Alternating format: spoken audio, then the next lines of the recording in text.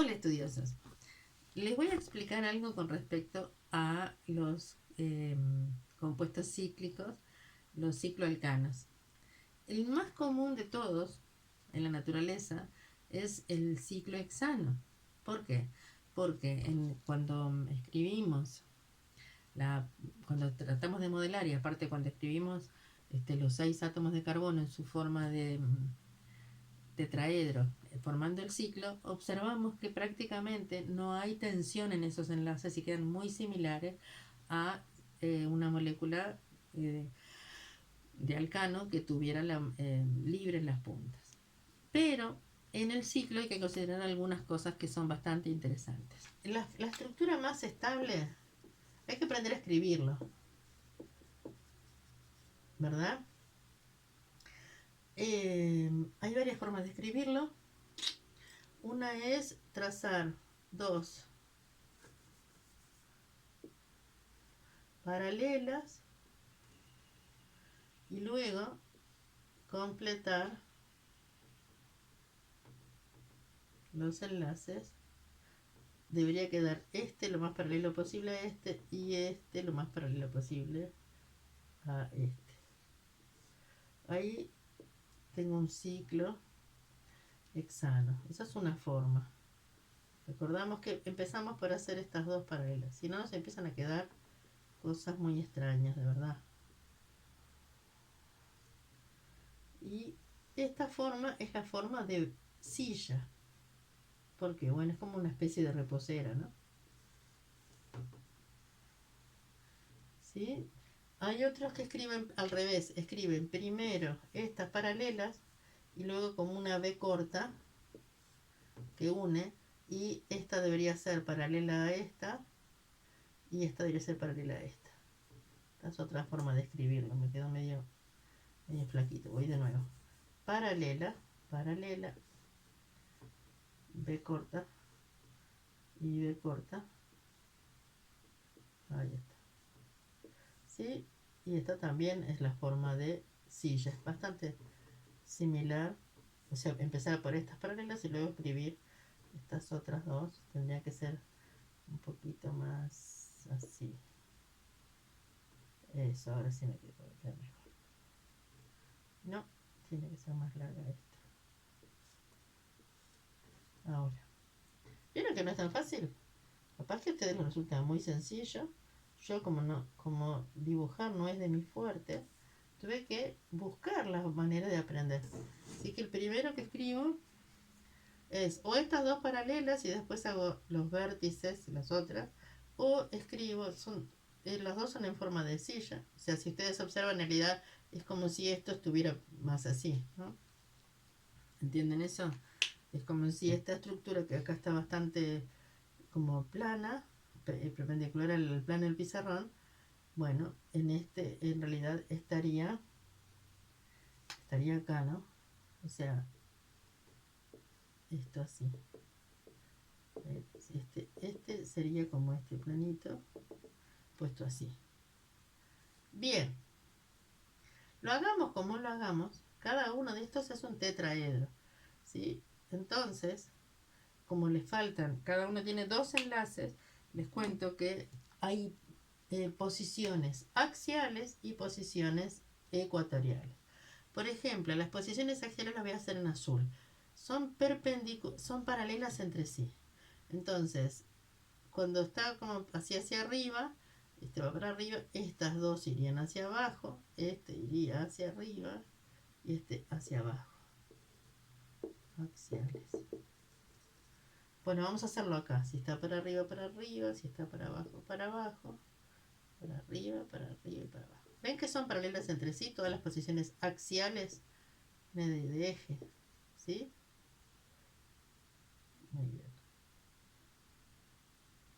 ¿Cuáles son las ecuatoriales? Bueno, las que completan el ángulo. A ver si tengo otro colorcito de marcador. Tengo uno, pero no sé si funciona muy bien. Lo vamos a poner igual. Las ecuatoriales serían, fíjense, las que completan el tetraedro, ¿verdad? Ahí queda para acá, ahí está. Completo el tetraedro. Acá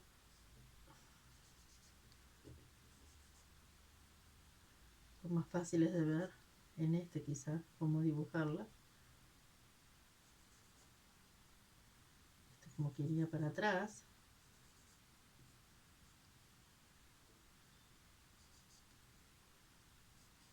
Eso. Así que lo que tengo ahí son las posiciones ecuatoriales de los átomos de hidrógeno si se trata solo de un ciclo hexano o puede haber sustituyentes. Justamente de eso se trata. Si tengo sustituyentes, supongamos que tengo el diclorohexano,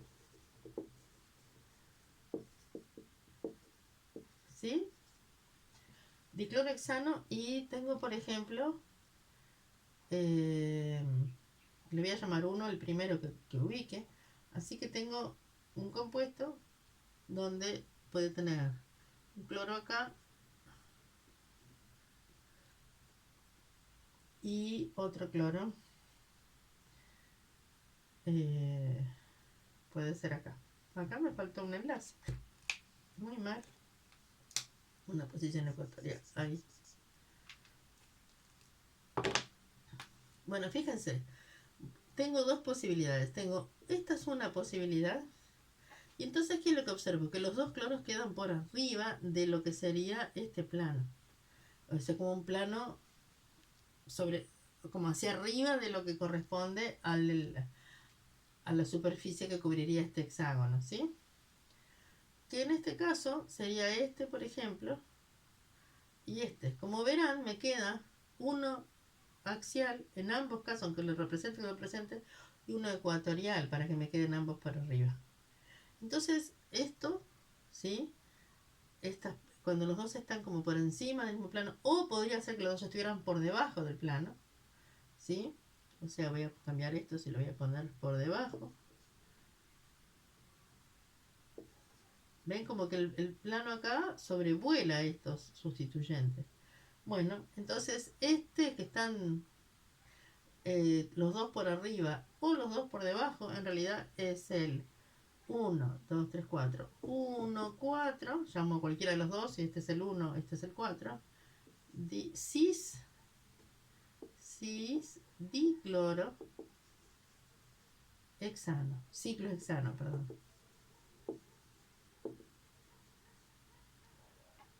Pero ¿qué pasa si tengo uno que sea por debajo del plano y otro que sea por arriba? ¿Sí? Bueno, entonces en ese caso se llama 1, 4 trans dicloro ciclohexano.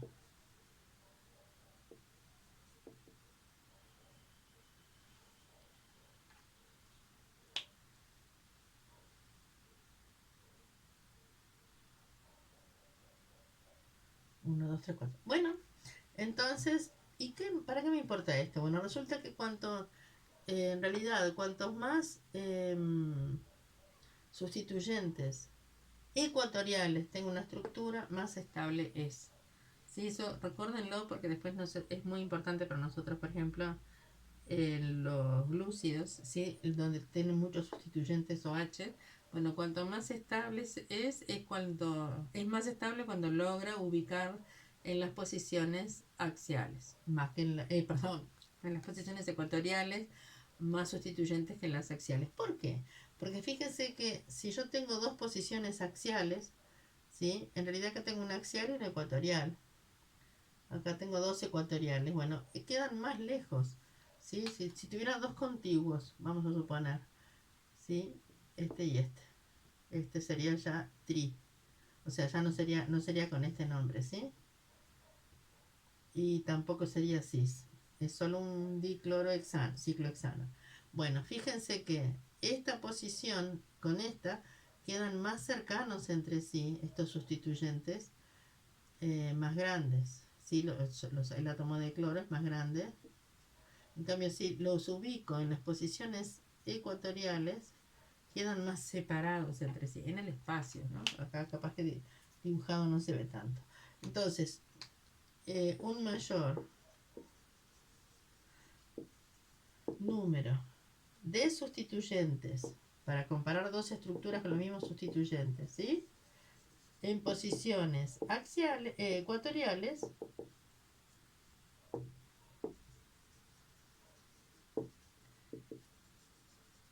da una estructura más estable porque el impedimento estérico de moverse, es decir, la estructura más estable. Lo que se refiere a la forma y el espacio que ocupa, ¿sí? También en un espacio más grande la repulsión es menor, por ejemplo, y ese impedimento estérico también es menor. Bueno, y entonces cuantas más posiciones axiales tenga, será menos, un poquito menos estable. Tampoco es tanta la diferencia energética. Bien, entonces les voy a mostrar algo más. Si se fijan, no tiene por qué ser solo cloro, voy a poner una X, ¿sí? Tengo acá un sustituyente y acá otro. Esta posición cis, tengo un ecuatorial y otro ecuatorial. No, este es trans, dijimos, porque tengo uno por arriba del plano y uno por debajo del plano. ¿Qué pasa si hago el dibujo que corresponda a la conversión de una punta? O sea, si esto hace así, ¿comprenden? Se convierte en esto. Bueno, en realidad les voy a contar que cuando se pasa de acá a acá, estas posiciones axiales se vuelven ecuatoriales, ¿sí? Y las ecuatoriales se vuelven axiales. Y lo mismo pasa en la otra punta, lo que es axial se vuelve ecuatorial. Esto es para abajo, así que esto es para arriba. Esto es para arriba, así que estaba para abajo. Esto no me quedó bien. Ahora sí. No se olviden que va a los vértices de un tetraedro. ¿Sí? Y ahí está. Entonces, este que es ecuatorial va a pasar, si yo tiro para arriba, en realidad me queda allí. Y este que es ecuatorial va a pasar a ser axial. De todas maneras, sigue siendo trans. ¿Ven? O sea, en realidad estos se pueden interconvertir. Están en equilibrio, una forma con la otra. Y en este caso, no es un equilibrio. Me equivoqué, es la misma. Son idénticas porque siguen siendo trans. Y dijimos hoy que no puede haber un mismo nombre para dos compuestos distintos. Y este compuesto es energéticamente, y la distribución en realidad es la misma, ¿sí? Solo que lo que acá es ecuatorial se convierte en axial, lo que acá es ecuatorial se convierte en axial, pero sigue siendo, eh, está por arriba y por debajo, como acá, está por arriba y por debajo de lo que sería el plano cortado, ¿no? El plano, o sea, ese conjunto de planos, si lo pienso en una superficie que cubre, ¿sí? Bueno, este queda por encima de esa superficie, este queda por debajo. Así que si sigue siendo trans, es el mismo. Puedo poner un equilibrio cuando en la modificación cambian estas posiciones, ¿sí? No es este caso. Solo en el caso de que lo escriba distinto y escriba una punta del otro lado, en realidad si las posiciones relativas de sus sustituyentes es la misma. En el caso del ciclo pentano también hay más de una conformación. Hay otra conformación que es de bote. La de bote es, si pienso en estos, así que esta es de silla y es la más estable energéticamente.